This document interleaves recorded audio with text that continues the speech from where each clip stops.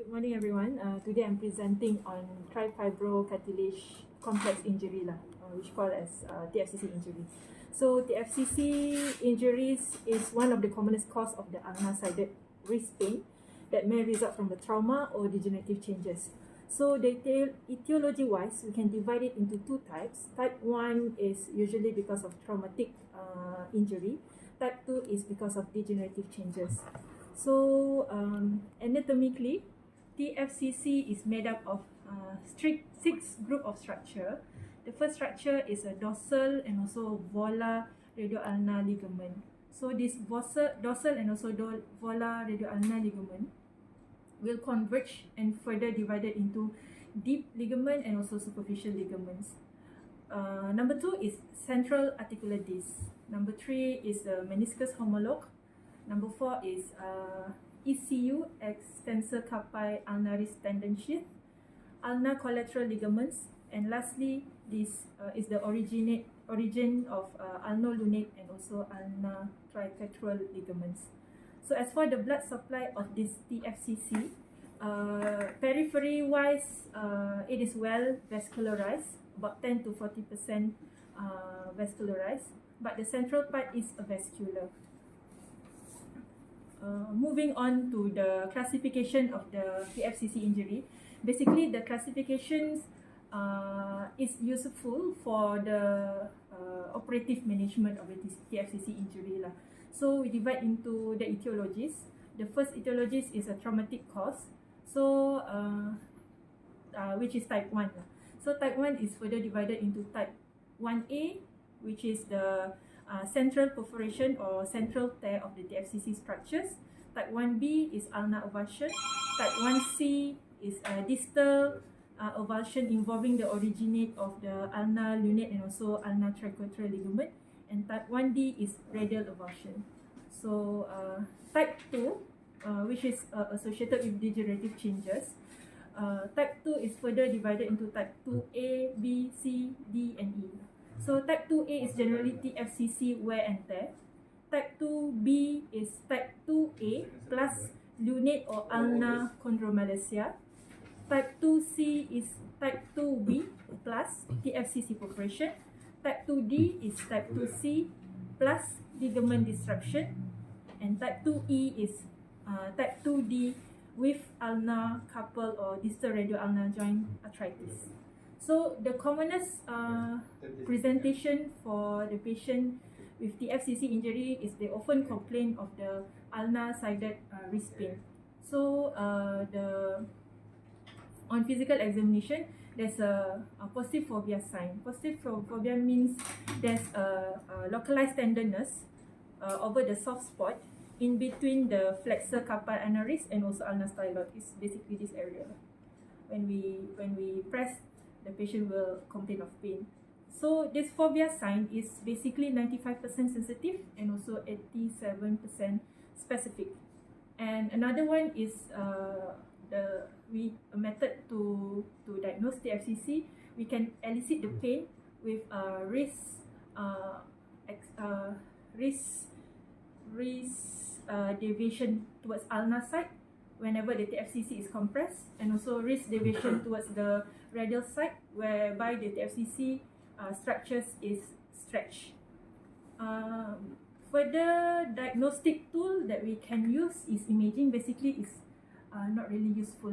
It's just that on X-ray of through AP view X-ray, we can see that there is a positive ulnar variance. So positive ulnar variance means the distal articular surface of the ulnar is actually further than compared to the distal articular surface of the radius. Another means of diagnostic tool that we can use is arthrography, whereby we can see there's a joint, whenever there's a joint injection during the procedure, there will be an extravasation. Third one is MRI, which reveal a tear at the ulnar part of the lunate, and the sensitivity of this test is about 74 to 100%. Lastly, the most accurate method of diagnosis is arthroscopy, whereby we can directly observe and see the structural injuries or abnormalities. Differentials that we can think about when talking about TFCC injuries. First is ulnar styloid infection syndrome, whereby from an X-ray, we can see there's a positive ulnar variance, and also there's a evidence of sclerosis of the ulnar styloid surface. ECU tendinitis, hook of helmet fracture, ulnar tunnel syndrome. Treatment-wise, we can divide into conservative and also surgical treatment. So for non-operative management, we can, in acute stages, we can ask the patient to rest eyes and compression, avoid heavy lifting, and also we can teach them a bit of exercise involving stretching exercise, range of motion exercise of the wrist, and also strengthening exercise of the wrist using weight. And immobilization is important usually for the first 4 weeks of the injury, whereby we can use splint or full cast, TFCC cast, and also use of NSAIDs, and also if these methods doesn't work, then we can further do a steroid injection. So for the operative approach, there are several types of operative approach depending on the cause of injury, whether it's type 1 or type 2. So for type 1, usually whenever the TFCC is caused by traumatic injury, usually they will perform arthroscopic debridement. It's a diagnostic gold standard. And for type 1B, type 1C, and type 1D, they will go for arthroscopic repair. But for type 2 TFCC injury, whereby the injuries is usually because of degenerative changes, they can proceed with wafer procedure.